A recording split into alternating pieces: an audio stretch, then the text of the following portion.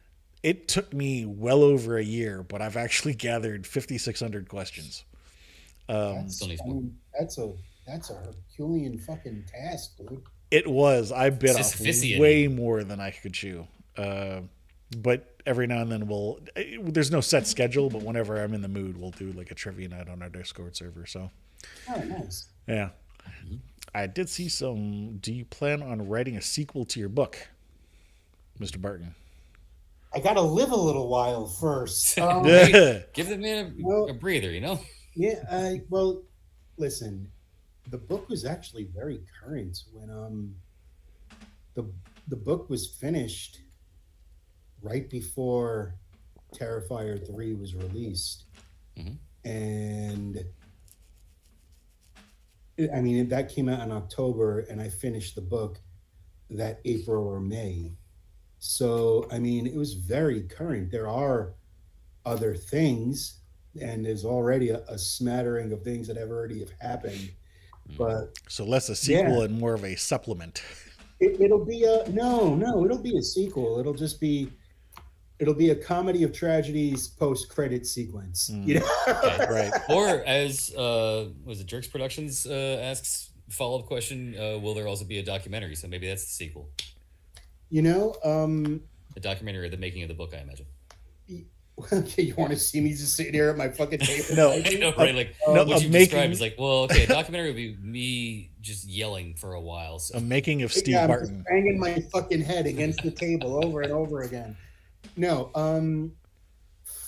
strangely enough, and this is so far out of the realm of possibility to me that I cannot compute, is a lot of people have been asking me when the series is going to come out, and it's in the hands of a TV exec now.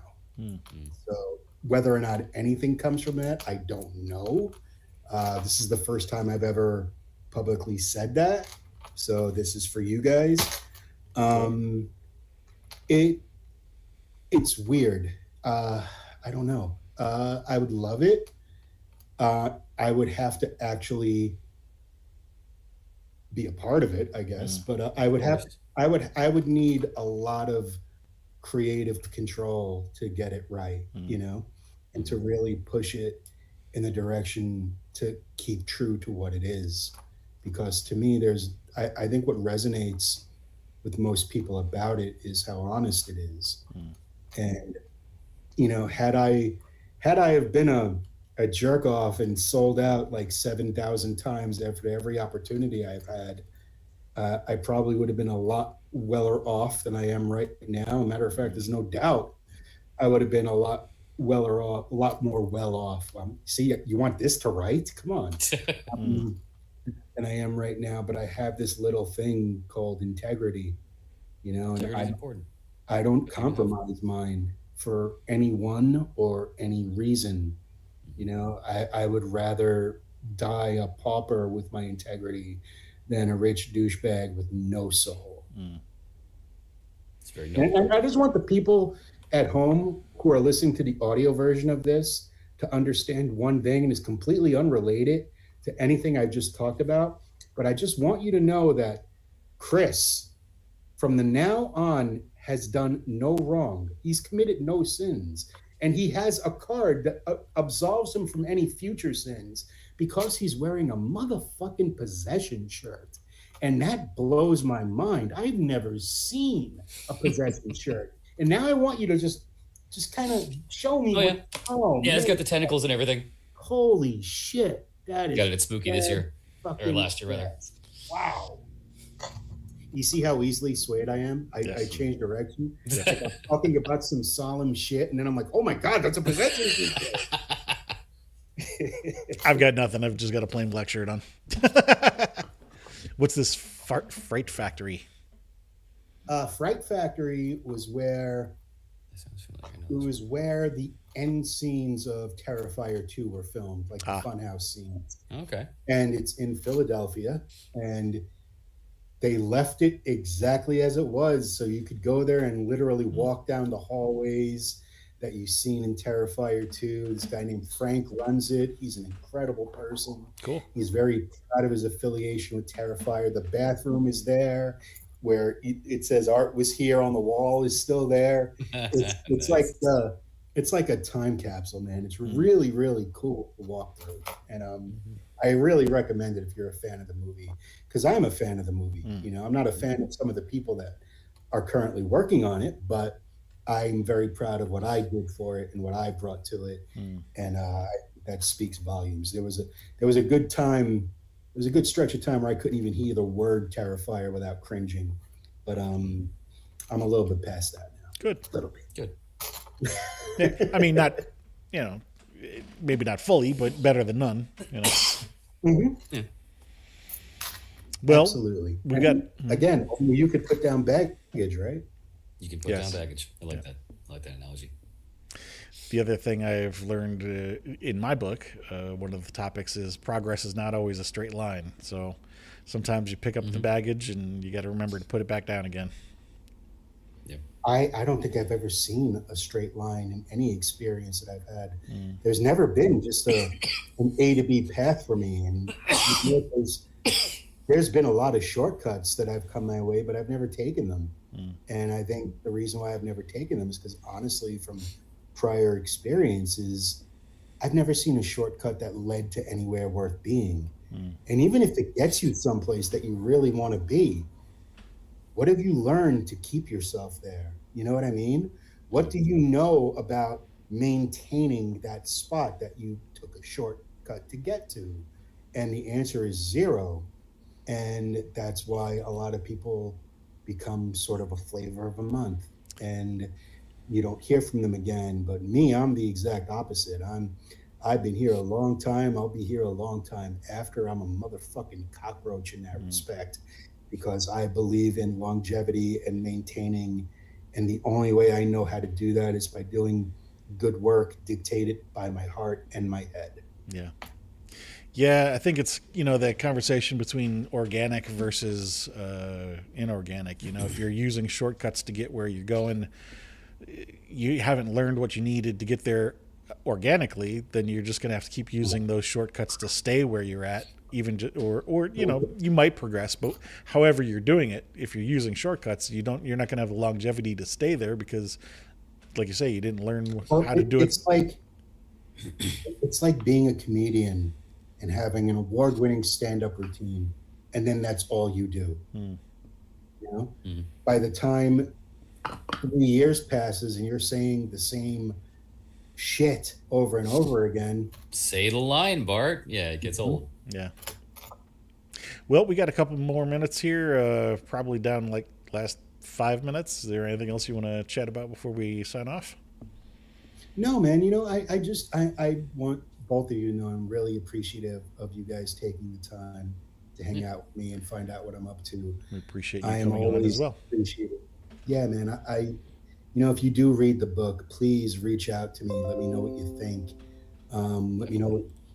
Let me know if it sucked. I'm fine with that. You know, it's too late now. You're not going to unpublish it. Yeah, I know. At least I'll have validation that yes, it sucked. Because to me, everything I do sucks. You know, but I just wanted to say that people spend a lot of time doubting themselves for good reason, because people suck, you know, and they always are telling you that you can't do this or you can't do that. And because they've chosen not to do X, X, or Y, they don't want you to even try. And they genuinely think they're helping you. But at the end of the day, you don't have to listen to anybody. You know, no one could tell you how your food tastes, right? And nobody could tell you what you're capable of. This guy got lines. That's another good one. No one can tell you how your food tastes. Well, it's truth, man. Yeah. You know, so never let anyone tell you what you could do, because I could guarantee you I am a fucking idiot. I have a GED level education. I'm a street kid from Brooklyn, New York, and I've turned the horror genre upside down 3 times, you know, and I'm so proud of that. And I'm going to fucking turn it over another 3 times, because that's the way I am. And I love you guys for having me. I love you. I love all you guys for coming to see me at shows. And anytime anybody messages me anywhere, I will always respond because I'm grateful for the fans that I have, and I'll always be there for you. We appreciate having It's you on as downright well. honorable right there. Yes.